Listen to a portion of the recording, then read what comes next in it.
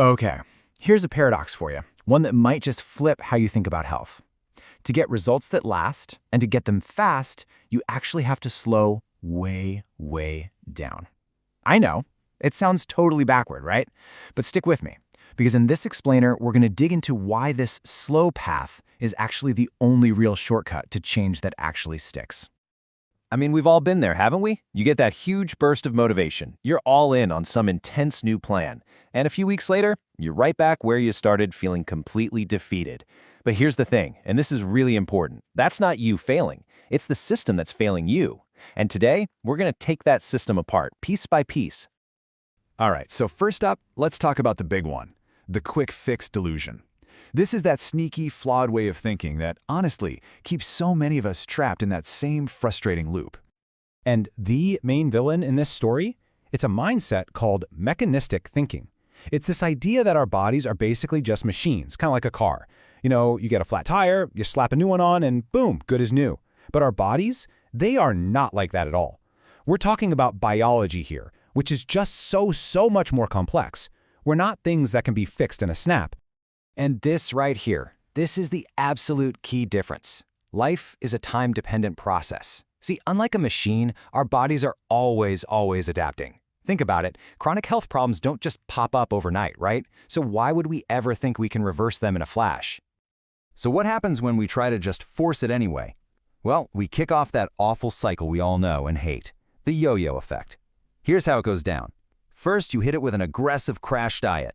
Your body's immediate reaction? Oh no, starvation. Then you start losing water and muscle, which just torpedoes your metabolism. Next thing you know, your stress and hunger hormones, we're talking cortisol and ghrelin, they go through the roof. And the grand finale? The rebound. Your body in full-on panic mode starts storing fat like crazy, and you can end up even worse off than where you started. It's a vicious cycle. Okay, so all of this is pointing to one massive shift in how we need to think. To actually succeed, you've got to embrace this one simple, powerful truth. Your body just isn't a machine. And this chart here just lays it all out so clearly. On one side, you have that machine view. It's all about going hard, getting that instant fix. But the result is always temporary. But then, look at the other side, biological reality. This is all about gradual adaptation. And this is where the magic happens. Your mindset flips from, I'm going to suffer now so I can enjoy it later, to making enjoyable shifts is the therapy. The goal is no longer some quick, fleeting result. It's about creating permanent change by working with your body's natural pace, not against it. So if we're throwing out that whole body is a machine idea, what do we replace it with? Well, the solution is a framework built around what the source material calls the 5 pillars of health. Now, this framework looks at your health as a connectome. It's a fancy word, but all it really means is that everything is deeply connected. You've got the 5 pillars: Ahāra, which is nutrition; Vihāra, rest and timing; Āchāra, your routines; Vichāra, your mindset or cognition; and Sañchāra, which is movement. The best way to think about them is like a web. If you pull on one thread, if one pillar gets shaky, it starts to pull all the others down with it. So the real goal here is to gently stabilize all of them together. All right, so the theory is cool and all, but how do we actually do this, like in the real world? This is where it gets really good. We're going to talk about small swaps, tiny changes that create huge, lasting results. Let's kick things off with Ahāra, nutrition. Now, forget about throwing out everything in your kitchen. Instead, look at this. You keep 90% of what you're already eating. The only change? You just swap out 10% of your refined carbs for something with high fiber. That's literally it. It's such a small change that your body barely notices, so it adapts without putting up a fight. Okay, next up is Vihāra, or rest. Let's say you go to bed at 1 a.m., but your dream is to be asleep by 10 p.m.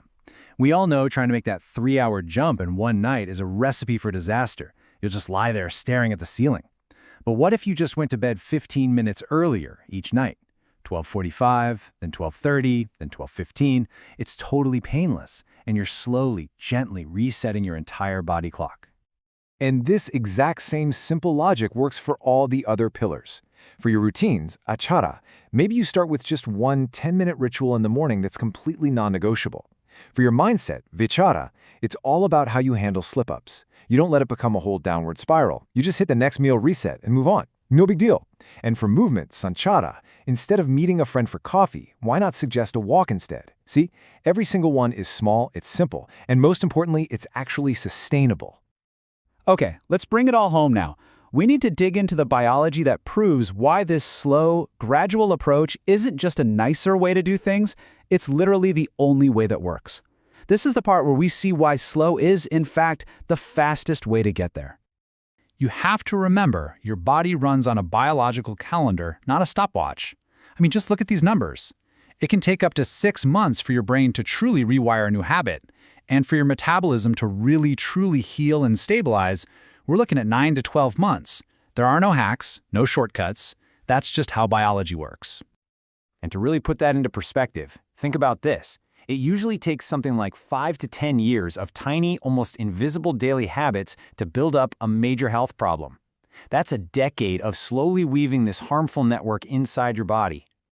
So, if it took that long to create the problem, how quickly can we realistically expect to undo it?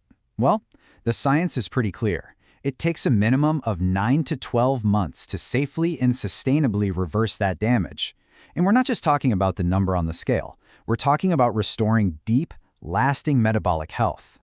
And that completely changes what the goal is, doesn't it? The point is not temporary weight loss, it is permanent phenotypic change.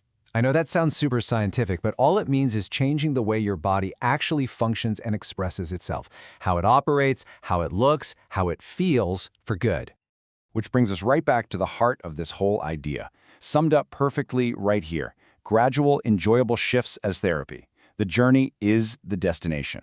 Instead of suffering through some miserable plan just to get to a result you hope you can maintain, you make small, enjoyable changes that actually become your new, healthy, and happy way of life. So I want to leave you with this question. Just for a second, forget about the giant, overwhelming overhaul. What's just one small, simple, and honestly enjoyable smart swap you can start today? Just one thing. Because that tiny little step, well, that's where the real, lasting change actually begins.